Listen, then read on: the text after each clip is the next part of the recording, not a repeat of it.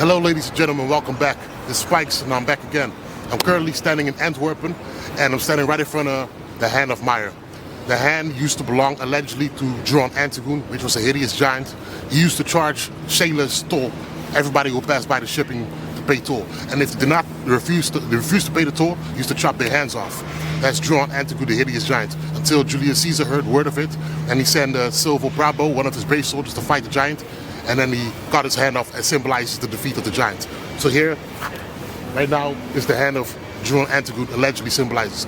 But behind it is a much more deeper, sinister, and darker story, which I'm about to bring to light right now. Welcome back to the Rebel Explorer channel.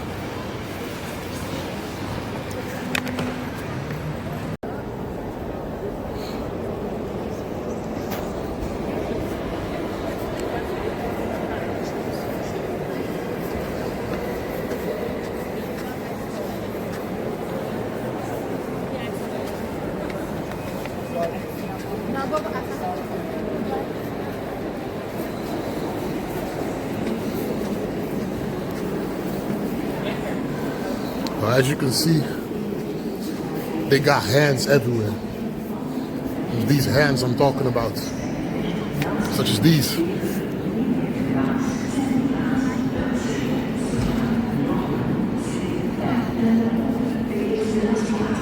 As you can see, they got hands everywhere. Hands such as these.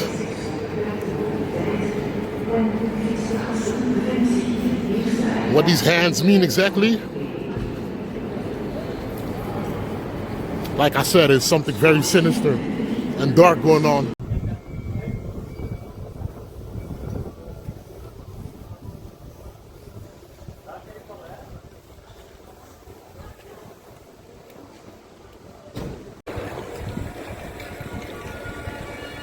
Yeah, walk with me.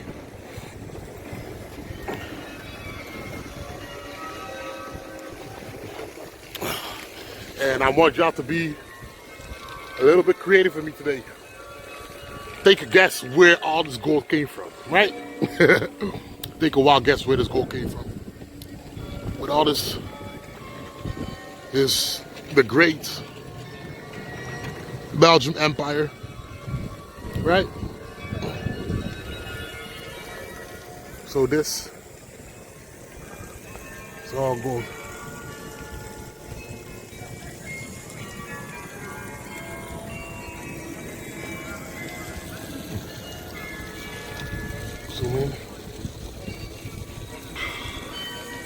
They have Mary and baby Jesus, I suppose. And then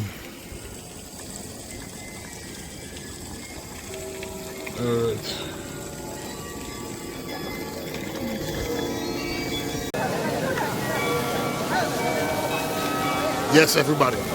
Currently I'm standing in front of the Antwerpen City Hall and right in front of the Brabo Fountain, which is also a famous fountain right here in the heart of Antwerpen City Hall.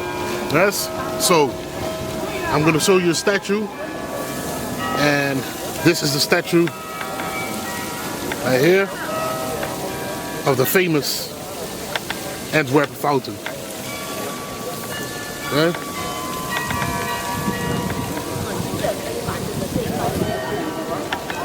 So what's the significance of all this? The significance of the Antwerpen fountain is basically where the root word of the city name came from, Antwerpen. Ant was a mispronunciation. Those people who know speak a little bit of Dutch. Ant, if you put an H in front of it, you got hand or hand. And the werpen is basically a Dutch word to throw or to pelt with the fling. Yes? So if you want to fling something, you're throwing it. And right there, if you see the symbol of the guy, he's literally flinging a hand.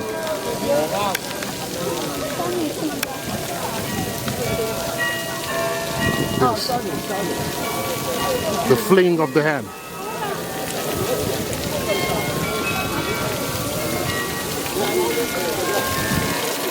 See? And there's water flowing out of the hand, which symbolizes the blood that has been shed, right? So it's very occult, ritualistic with the flinging, like you see. It's a hand. Antwerpen, yeah? So,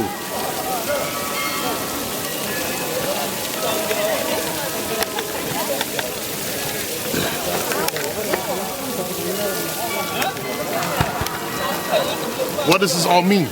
Well, basically, in colonial days, when they used to work in Congo, they had a child labor, slave labor and child labor. They used to cut off the hand of the children, right? Children used to work in the mines were forced to do slave labor. So they used to cut off the feet and the hands of the children, right? And that's where these things came from. So they symbolize this representative as a symbol of their colonial powers, the cutting off the hands. So that's what it symbolizes right now, the hand weapon. And that's what they take the pride in, of the cutting of the hand of children. Right now it's going on today, right now in certain places where they got people pushing back in Congo and the M24 where they rebel. But yes, still, they don't like it. Child labor, slave labor should be abolished. We still practice it today. But that's basically where it came from. The cutting of the hand, and you know, that's what they call it. That's why you see all these hands over here in the city as a show of pride and power of their colonial achievements. Right? So that's why the hand symbolizes basically decapitated hands and feet. That's what it basically means. And this entire city is named off of their atrocities. Cutting off hands. So basically Antwerpen, decapitation and throwing away the hands. That's what it means.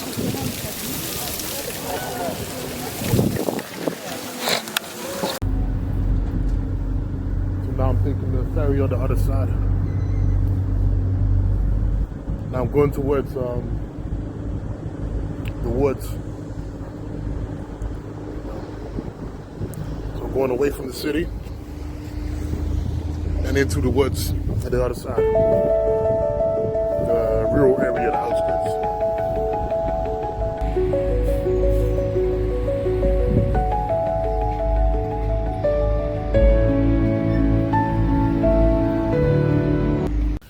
Well, I'm in the woods right now, approaching St. Anne's Forest.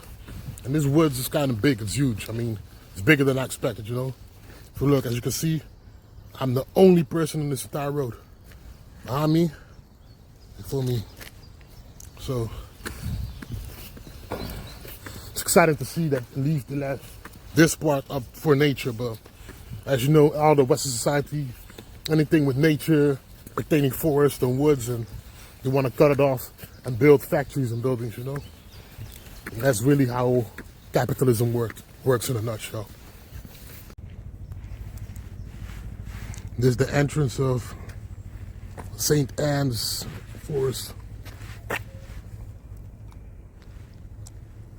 which I'm about to enter.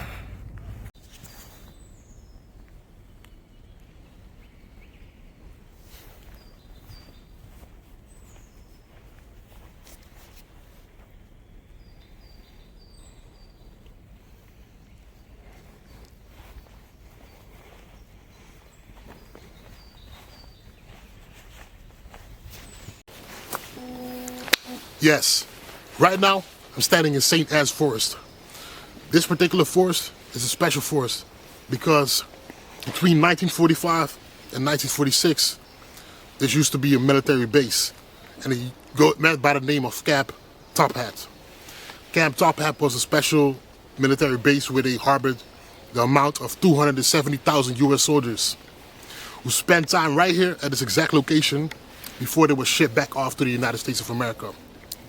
270,000 US soldiers spent right here to repatriate right after World War II. So what happened after World War II? Well, in 1952, this particular forest got decommissioned and they added additional trees to this place.